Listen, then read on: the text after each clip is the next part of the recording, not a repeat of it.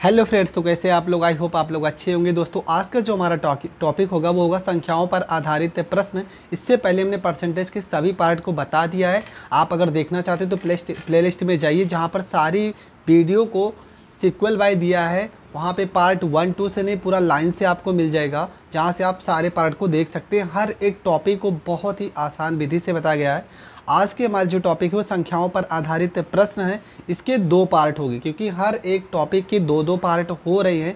इसके भी 2 पार्ट होंगे, और इससे पहले हमने बेसिक बता दिया है। तो ज़्यादा टाइम ना बर्बाद करते हुए बढ़ते पहले क्वेश्चन की ओर। हमारा जो पहला क्वेश्चन है, एक मशीन की कीमत हर वर्ष 10% घट जाती है। तदनुसार यदि उसकी कीमत ₹50,000 हो तो 2 वर्षों बाद उस मशीन की कीमत कितनी होगी? 10%, बस यहीं से क्वेश्चन को सॉल्व करेंगे। क्वेश्चन में बोला 10% और वो बोला घटने की बात, तो यहाँ पे माइनस चार्ज लगा देंगे। अब इसको हम क्या करेंगे, इसको हम भिन्न में तोड़ेंगे। तो यहाँ पे हो जाएगा आपका 10 बटे में आपका हो जाएगा यहाँ पे 100 हो जाएगा। एक जीरो से एक जीरो काट देंगे, यहाँ पर मान हो जाएगा 1 और बटे में यहाँ पे हो जाएगा 10 हो जाएगा। ठीक है, इसके बाद क्या करेंगे?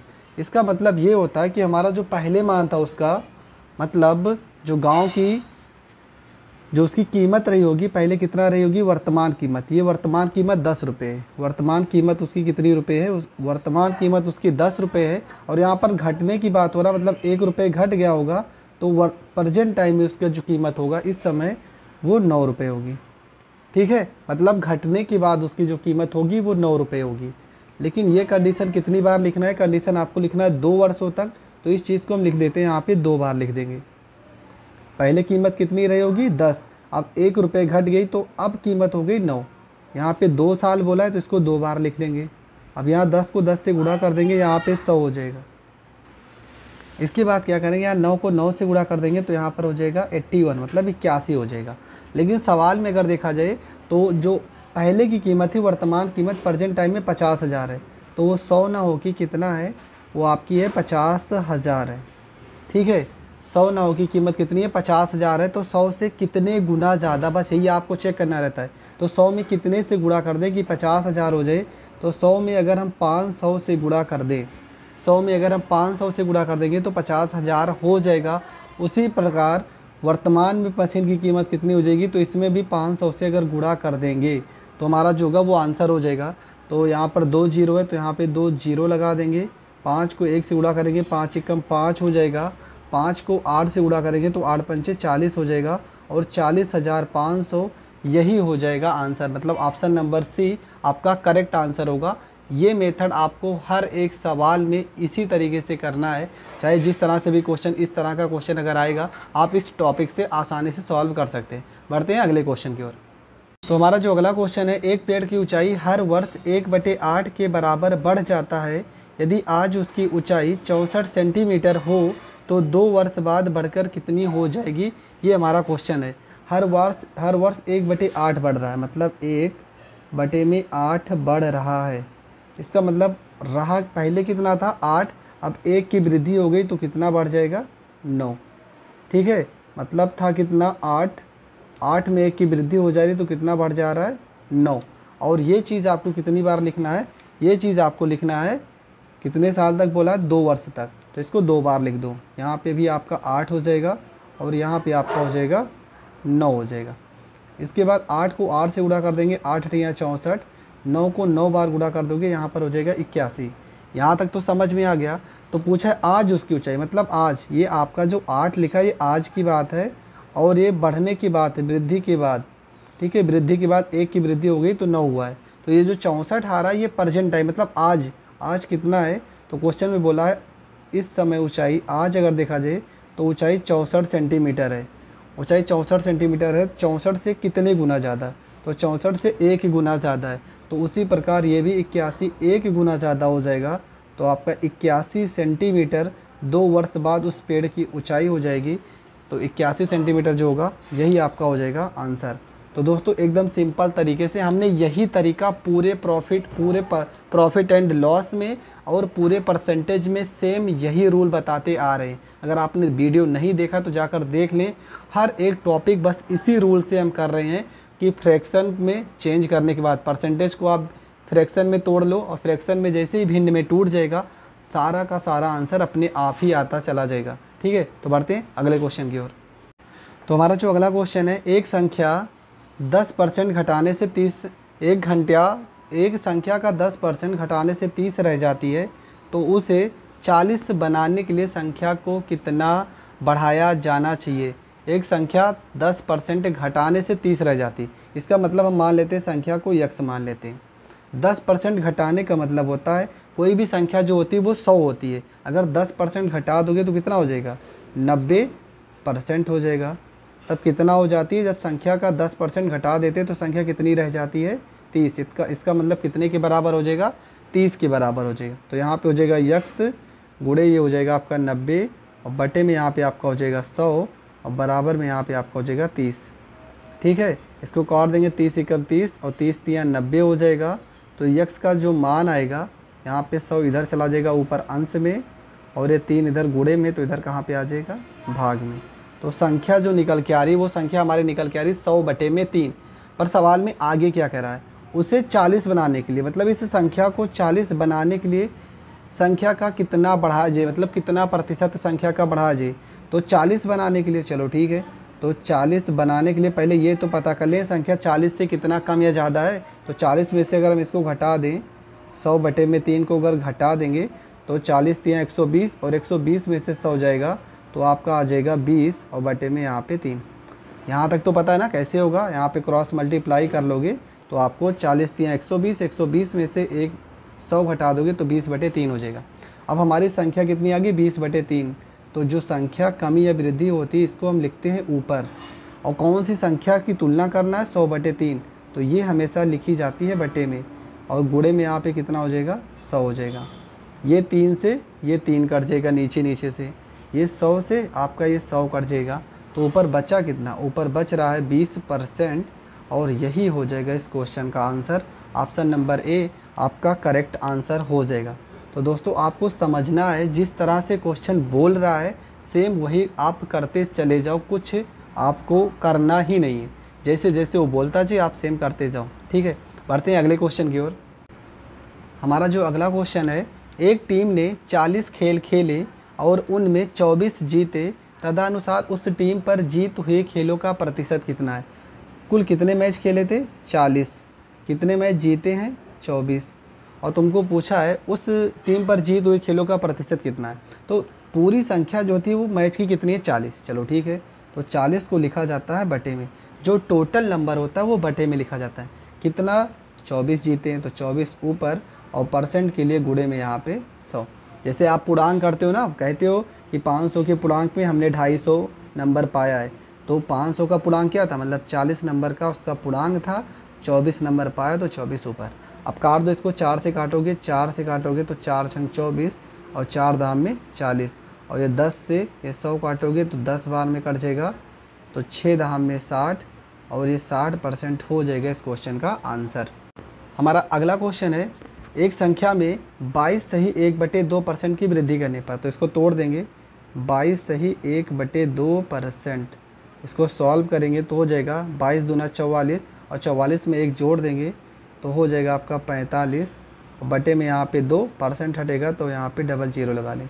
5 से इसको काटेंगे तो 5 9 45, और 5 से इसको काटेंगे 40, मतलब संख्या पहले कितनी रही होगी, 40, 40 में 9 की वृद्धि हो जाएगी तो संख्या कितनी हो जाएगी, तो संख्या हो जाएगी 49। पर बोल रहे हैं कि वृद्धि करने पर वह 98 हो रहा है, 49 नहीं हो रहा है, 98 हो रहा है, तो इससे कितने गुना ज़्यादा है, तो इससे 2 गुना ज़्यादा है। तो पूछे संख्या कितनी होगी, संख्या कितनी थी, संख्या आपकी थी 40, तो 40 भी आपका 2 गुना ज़्यादा हो जाएगा, 40 में भी 2 गुना गुणा कर देंगे, 40 दूना 80, ये हो जाएगा आपका आंसर। अगर क्वेश्चन में पूछा होता कि कितना वृद्धि हो जाए, कितना वृद्धि हुई है, तो 9 में 2 से गुणा कर देंगे, 9 दूना 18 की वृद्धि हो जाएगी। बढ़ते हैं अगले क्वेश्चन की ओर। तो हमारा अगला क्वेश्चन है, ए सी से 50% बड़ा है और बी सी से 25% बड़ा। इस तरह का क्वेश्चन कैसे सॉल्व किया जाता है, सबसे पहले आप क्या करो, यहाँ पर ए लिख दो, यहाँ पे बी लिख दो, यहाँ पे सी लिख दो। ठीक है, सबसे पहला काम आपको यही करना है। उसके बाद जो आपको एकदम क्लियर ना हो उसको 100 मान लो। हमें ए का मान तो पता है, ए क्या है, सी से 50% बड़ा है, हमें बी का मान भी पता है कि सी से 25% बड़ा है, पर सी का मान नहीं पता है, तो सी को हम मान लेते हैं क्या 100। सी को अगर हम 100 मान लेते हैं तो आगे क्या कह रहा है कि जो बी है वो सी से 25% बड़ा है।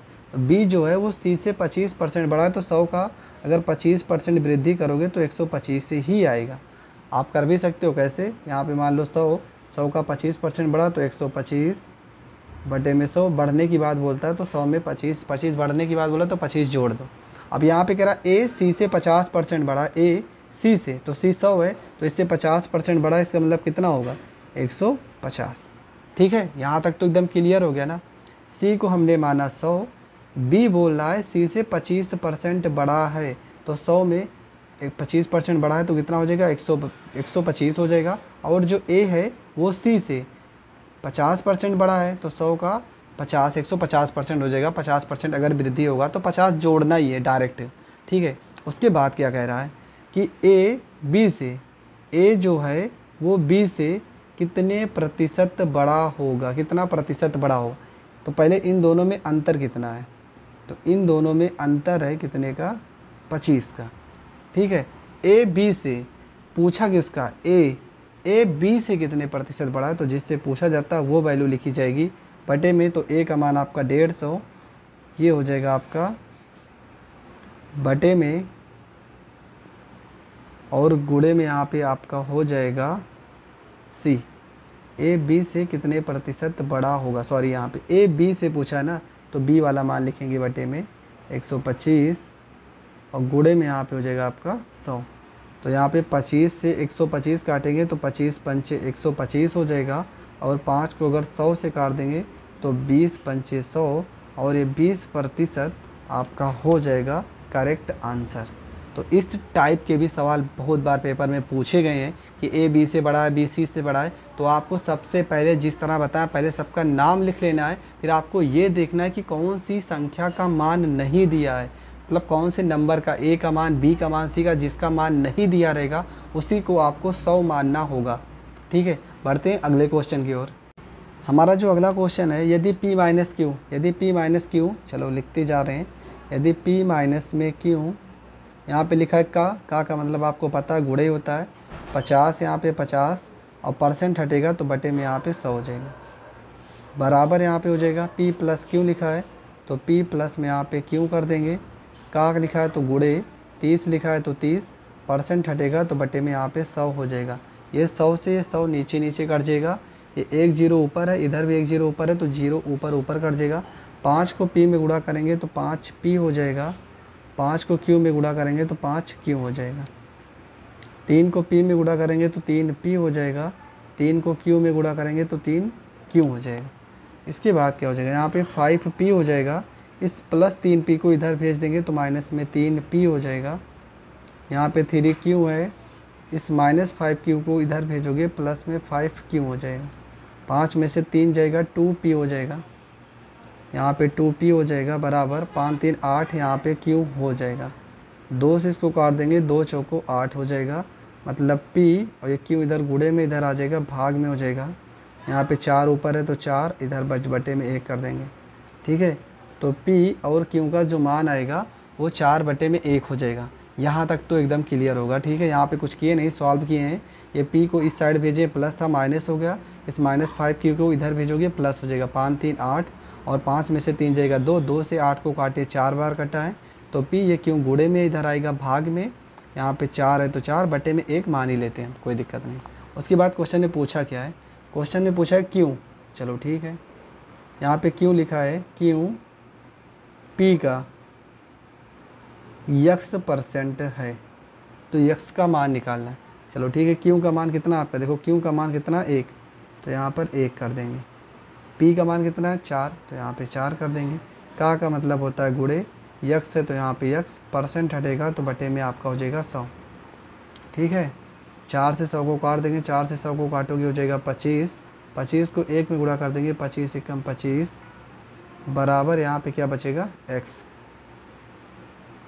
तो x का मान कितना आ जाएगा, और x का मान आपका 25, और ये हो जाएगा आपका आंसर। तो दोस्तों इस टाइप के सवाल भी आप बहुत बार पेपर में देखे होंगे। तो बढ़ते हैं अगले क्वेश्चन की ओर। हमारा जो अगला क्वेश्चन है, यदि a प्लस बी का 20%, a प्लस बी का 20%। चलो ठीक है, तो यहाँ पे हम ले लेते हैं a प्लस में b और का की जगह पे गुड़े यहाँ पे 20 और परसेंट हटाएंगे तो बटे में आपका 100 हो जाएगा। बराबर यहाँ पे लिखा है b का की जगह पे गुड़े 50 है तो 50 परसेंट हटेगा तो बटे में 100 हो जाएगा। पहले इसको सॉल्व कर लेते हैं, a और b का मान निकाल लेते हैं। यहाँ पे देखो ये 100 से ये 100 कट जाएगा, नीचे से एक जीरो से एक जीरो ऊपर कट जाएगा, 2 को इधर गुणा करेंगे 2a हो जाएगा, 2 को b में गुणा करेंगे 2b हो जाएगा, 5 को b में गुणा करेंगे 5b हो जाएगा। यहाँ पे आपका 2a हो जाएगा, यहाँ पे 5b हो जाएगा, प्लस 2b को इधर भेजेंगे माइनस में 2b हो जाएगा। 2a यहाँ पर हो गया, 5 में से 2 जाएगा 3b हो जाएगा। यहाँ पर आपका हो जाएगा a और बटे में आपका हो जाएगा b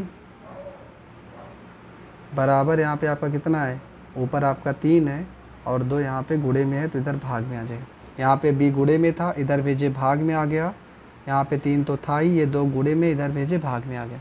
इसके बाद क्वेश्चन में पूछा क्या है, क्वेश्चन में आपका पूछा है 2a माइनस में b बटे में 2a प्लस b का मान पूछा है। चलो मान उठा के रख दो, 2, a का मान कितना है 3 तो यहाँ पे 3, b का मान कितना है 2 तो यहाँ पे 2 बटे में यहाँ पे 2, a का मान कितना है 3, b का मान कितना है 2 तो यहाँ पे 2। तो यहाँ पे हो जाएगा 2 3 6 और 6 में से 2 हो जाएगा कितना हो जाएगा 4 हो जाएगा। यहाँ 2 3 6 और 6 में अगर 2 जोड़ देंगे कितना हो जाएगा 8 हो जाएगा। 4 एकम 4 और 4 दूना 8 हो गया। तो आपका जो मान निकल के आएगा, आपका मान हो जाएगा 1/2 और यही हो जाएगा इस क्वेश्चन का आंसर। ऑप्शन नंबर ए आपका सही आंसर होगा। ठीक है, कुछ करना ही नहीं है, बस ए और बी का मान निकालना है। ए और बी का मान निकालने के बाद ये जो वैल्यू दिया रहेगा क्वेश्चन में वहाँ पे आपको रख देना है, आपका आंसर हो जाएगा। देखते हैं अगला क्वेश्चन। तो हमारा जो अगला क्वेश्चन है आज का लास्ट क्वेश्चन है। इसके बाद का जो वीडियो होगा उसमें भी संख्याओं पर आधारित प्रश्न बताए जाएंगे जो प्रीवियस ईयर में आए हैं। तो उसके बाद परसेंटेज पूरी तरह से ख़त्म हो जाएगा। उसके बाद आप लोगों को अगर कोई चैप्टर पढ़ना है तो आप कमेंट करके बता देना, वही चैप्टर स्टार्ट कर देंगे। नहीं तो इसके बाद हमारा जो प्लान है पढ़ाने का वो होगा आपका एलिग्रेशन यानी कि मिश्रण।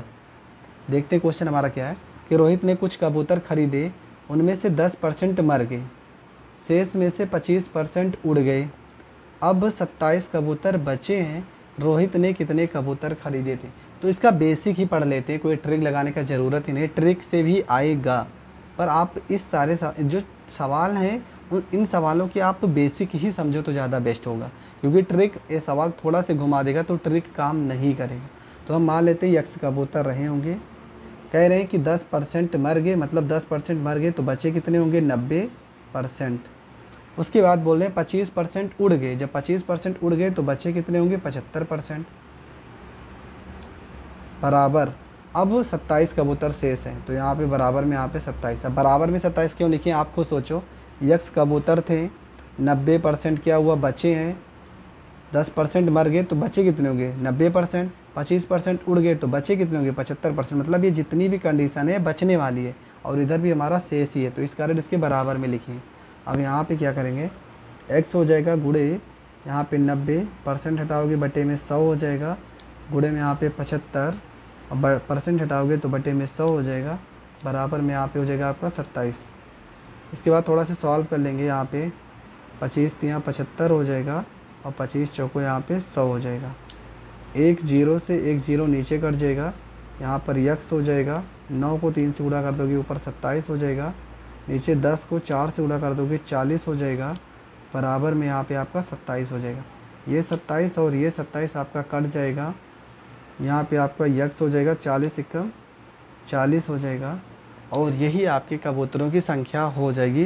तो ऑप्शन नंबर बी आपका हो जाएगा करेक्ट आंसर। दोस्तों अगर आपको वीडियो पसंद आ रही तो प्लीज़ चैनल को सब्सक्राइब शेयर कमेंट ज़रूर किया करो। दोस्तों आप लोग चैनल को देखते तो हैं, वीडियो बहुत लोग देखते हैं पर चैनल को सब्सक्राइब नहीं कर रहे हो, ना तो लाइक आ रहा है। तो अगर आपको वीडियो पसंद आ रही तो प्लीज़ चैनल को शेयर सब्सक्राइब कमेंट ज़रूर कर लेना, जिस कारण आपको हर एक वीडियो का नोटिफिकेशन बहुत जल्द मिल सके। दोस्तों बहुत ही जल्द सारे के सारे क्वेश्चन हम बोर्ड पे ही बताएंगे, बस कुछ व्यवस्था अभी अधूरी है वो भी पूरी हो जाए तो सारे के सारे क्वेश्चन बोर्ड पर बताएँगे और हम ऑनलाइन भी आकर आपको पढ़ाएँगे। तो आज के लिए बस इतना ही, मिलते हैं नेक्स्ट वीडियो में, तब तक ले जय हिंद जय भारत।